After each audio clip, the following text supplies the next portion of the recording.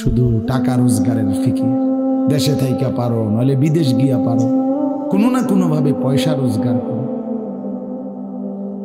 টাকা রোজগার করলে মা বাপ খুশি, টাকা রোজগার না করলে মা অখুশি। খালাস। এরপরে ইমান আছে কিনা, ইসলাম আছে কিনা, নামাজ আছে কিনা, কোরআন আছে কিনা, আল্লাহ চিনি কিনা, হালাল হারাম কিনা, জায়েজ না জায়েজ না, এত কিছু আমার দরকার। ফুতেরে জিগায়ও না যে ফুত কামাই যে করতেছ কি হালাল কামাই করো না হালাল না, এত কিছুর দরকার কি? টাকা দিতেছে, খাইতেছে, ঘুমাইতেছে, বিল্ডিং করতে আসে, জমি কিনতে আসে, আফেল মালটা খাইতেছে। এক ছেলে আমারে নিজে বলছে, আমি সবার ব্যাপারে বলি না, এক ছেলে আমারে নিজে বলছে, হুজুর আমি একটা দেশের নাম বলছে, যেই দেশে আমার কর্মটা ছিল, চলে আসছে ওই দেশ থেকে। আমার বলছে হুজুর আমার কর্মটা হলো এই মদের বার, মদের হোটেলে নারী পুরুষ উলঙ্গ জিনাবে বিচার করে, আমার দায়িত্ব শুধু পাশে দাঁড়িয়ে মদের বোতল নিয়ে দাঁড়ায় থাকা, যতবার তারা চায় অতবার তাদেরকে মদ গ্লাসে ঢেলে দেওয়া, তাদের হাতে তুলে দেওয়া। এর বিনিময়ে আমার মাসে বেতন 2 লাখ টাকা। মুসলমান মুসলমান মুসলমানের সন্তান, বাংলাদেশের সন্তান। তো এই টাকা যখন বাবা খাচ্ছেন, বিল্ডিং করতেছে, কোনো টেনশন নাই। আমি আবারও বলছি, আমি সবার জন্য বলি না, ওই বলছে দিকে ওরটা কইছি, কথা বুঝছেন? আমি তো নাম ঠিকানা বলি না। হে আত্মীয়তার আইয়ুহাল কাতি', আত্মীয়তার সম্পর্ক ছিন্নকারী ব্যক্তি, আসো। এই জন্য ভাইয়ের সাথে যুদ্ধ করছো, বোনের সম্পদ নষ্ট করছো, চাচারে সম্পত্তি দাও নাই, এই জন্য, এই দুনিয়ার জন্য নাও, এখন না, এখন যা লাগে নাও। এইভাবে প্রত্যেক নাফরমান পাপীকে, হে হারামখোর সুদ করে দিগা, এখানে টাকা যা লাগে নে, নে বাটপার, এখান থেকে টাকা নে, কি পরিমাণ টাকা দরকার ছিল তোর, নে। এইভাবে রাসূলুল্লাহ সাল্লাল্লাহু আলাইহি সাল্লাম বলেন, দুনিয়ার এই সম্পদগুলো কথা বলবে আর ডাকবে, ডাকলে মানুষ আচ্ছা এটা তখন কেরম লিখবো, কথা বোঝেন নাই? এডিজন কথা বলবে, ডাকাডাকি করবে, মানুষ কি বলবে? লোকেরা তো সবাই দাঁড়াইছে, মানুষও তো দাঁড়াইছে, তারাই তো ডাকতেছে, তো তারা কি বলবে?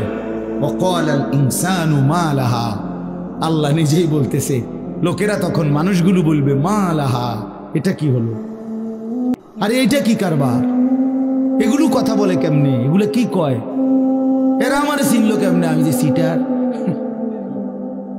আমি বাটফারে চিন্তা লাগলো, ইন্নালিল্লাহ, একের পুরা ধরা অনবিচার আচার কিছুই শুরু হয়েছে না, এখনই বেজ্জুতি, বাকিটা তো অবস্থা খারাপ।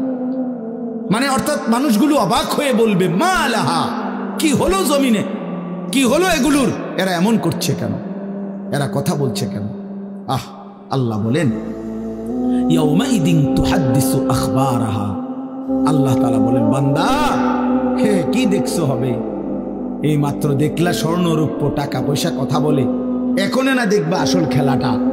ইয়াউমাইদিন তুহাদ্দিসু আখবারাহা, আল্লাহ বলেন এখন দেখবা সরাসরি এই হাসরের মাঠে তোমার সামনে, তোমার পায়ের নিচের জমিন, তোমার পুরা জিন্দেগির কথা, তোমার যত তথ্য, ভালো কিংবা মন্দ, নেক কিংবা গুনাহ, তোমার সমস্ত কিছু রাতের কিংবা দিনের, একাকী কিংবা প্রকাশ্যের, গোপন কিংবা আড়ালের, আল্লাহর কসম জমিন সবটা এখন তোমার সামনে বলে দিবে। ইয়াউমাইদিন তুহাদ্দিসু আখবারাহা, রব্বুল আলামিন বলেন জমিন সবটা কথা বলে দিবে, ভালোটাও মন্দটাও, আলোটাও অন্ধকারটাও, একাকীও অন্ধকারেও, প্রকাশ্যেও সবার মাঝেও সব বলে দিবে। রাতের চুরি বলে দিবে, রাতের তাহাজ্জুদটাও বলে দিবে, মদের আড্ডার কথাও বলে দিবে, জুয়ার আড্ডার কথাও বলে দিবে। সারা রাত যুবক উলঙ্গ ছবি দেখেছ, আল্লাহর কসম সেটাও বলবে, যে যুবক মালিকের সেজদা দিয়েছে সেটাও বলবে, তাহাজ্জুদও শোনাবে, আবার সবার সাথে যে জামাতে নামাজ পড়েছে এটাও বলবে। সব কিছু বলে দিবে। আল্লাহ বলেন, যদি মানুষ ভাবতে চাও জমিন কিভাবে কথা বলে, স্বর্ণরৌপ্য কিভাবে কথা বলে, আল্লাহ বলেন বিআন্না রাব্বাকা আওহা লাহা, আল্লাহ তাআলা আদেশ করেছেন বলেই কথা বলে। আল্লাহ বললে, হুকুম করিলে আল্লাহর গোটা কায়নাত, গোটা সৃষ্টি জগৎটাই কথা বলে। ওয়াশাহিদা আলাইহিম সামউহুম ওয়া আবসারুহুম ওয়া জুলুদুহুম বিমা কানু ইয়ামালুন। আল্লাহ বলে, হাসরের ময়দানে বান্দা, তোমার কান, তোমার চোখ, তোমার সারা দেহের চামড়া, জুলুদুহুম, তোমার সারা দেহের চামড়া, হাসরের ময়দানে তোমার পুরা জিন্দেগির কর্মকাণ্ড বলে দিবে। চামড়াগুলো বলবে, চামড়া, মানুষের শাহওয়াত চামড়া। এই জন্য সমস্ত যৌনতার ঘটনা, অসভ্যতার ঘটনা শরীরের চামড়া বলে। মানুষের শাহওয়াত চামড়া। কথা বুঝছেন কি? হ্যাঁ, চরমে চামড়ার মধ্যে শাহওয়াত, কামনা, বাসনা, যৌন চাহিদা। এই জন্য যত লোক দেখবেন বিভিন্ন হসপিটালে, যত ডাক্তার চর্মরোগের ডাক্তার, তত লোক যৌন রোগেরও ডাক্তার। হ্যাঁ হ্যাঁ, চর্ম ও যৌন রোগ বিশেষজ্ঞ। এটা একই বিষয়, একই চ্যাপ্টার। চামড়া মানে আল্লাহ তাআলা বলেন, তোমার চামড়া বলে দিবে কত রাত, কত দিন নারীর প্রতি অবৈধ আগ্রহ, অস্থিরতার, বেহায়াপনার, অসভ্যতা করেছিলে।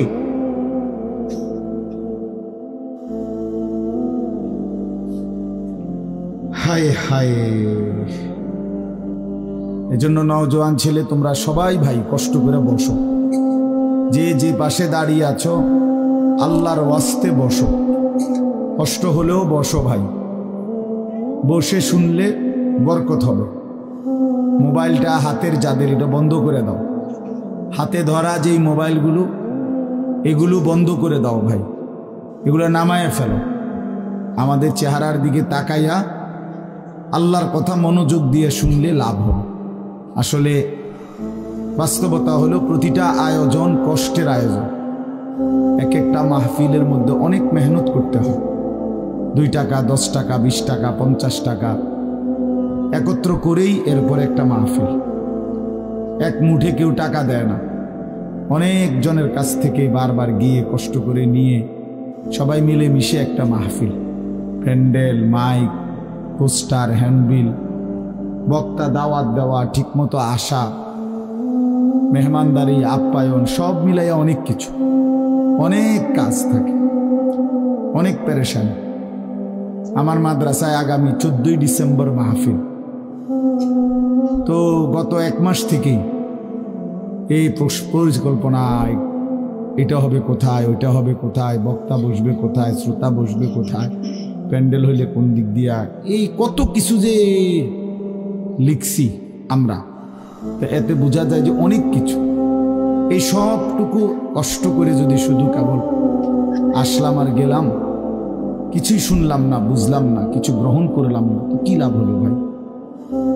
এই কষ্টের এই ইন্তেজামের মধ্যে ফায়দা কি?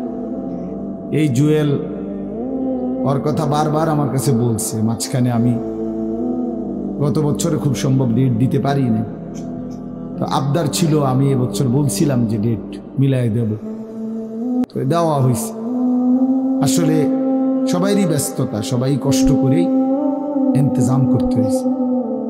এই জন্য আমি অনুরোধ করি, সবাই আমরা, ছেলেরা তোমরাও ভাই বসো, ভাই ওই ছেলে বসো না বাবা, এনে বসো, বসো। এই ছেলেরা তোমরাও বসো ভাই, যে কদ্দুরে শুনো, অসুবিধা নাই, যতক্ষণই শুনো। ফ্যান্ট যদি বেশি সিফা হয় তো সোজাই আসো, বসো না। অনেকের ফ্যান্টে সমস্যা, এটা এত সিফা যে গোলামের প্যান্ট ফিন্দাই দিছে, এই জন্য এটা দিয়ে বসতে পারে। এটা জানুন না? না, এটা ঐতিহাসিক তথ্য, মানে দুষ্টামি না। যাদের প্যান্ট সিফা, এটা হলো গোলামের পোশাক, মানে কৃতদাসের পোশাক। হ্যাঁ, এটা হলো আফ্রিকান, যাদেরকে দিয়ে পৃথিবীতে কৃতদাসের কাজ করাইতো, অর্থাৎ এই ভেড়া, বকরি, উট, দুম্বা, এগুলো লালন পালনের কাজ করাইতো, তো তাদেরকে এরকম সিফা প্যান্ট ফেলত, মানে টাইট। কেন? যাতে বসতে না পারে। হ্যাঁ সত্যি, এটা ঐতিহাসিক কথা। যাতে বসতে না পারে, কাজে যাতে ফাঁকি দিতে না পারে, এই জন্য এদেরকে এই চিফা প্যান্ট এটা পরায় দিছে। নাহলে এটা কোনোভাবেই সুস্থ স্বাভাবিক কোনো মানুষের পোশাক না।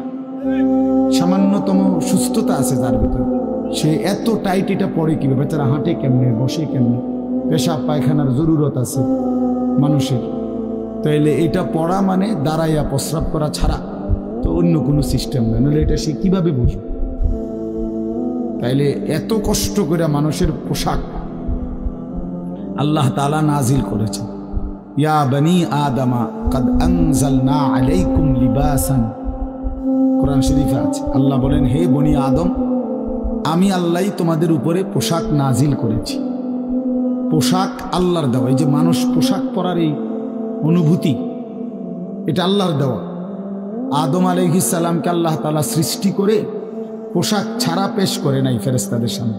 কি মনে হয় আপনার? খোলামেলা, বুঝছেন না কথাটা? তো ওনার গায়ে কি ছিল? পোশাক ছিল। তো আল্লাহ তাআলা যখন থেকে আদমকে সৃষ্টি করলেন, তখন থেকে আদমের গায়ে পোশাকও দিল।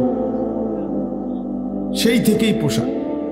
ইউয়ারি সাওআতিকুম ওয়ারিশা, এটাই স্পষ্ট। আল্লাহ বলছে দুইটা উদ্দেশ্যে পোশাক দিলাম।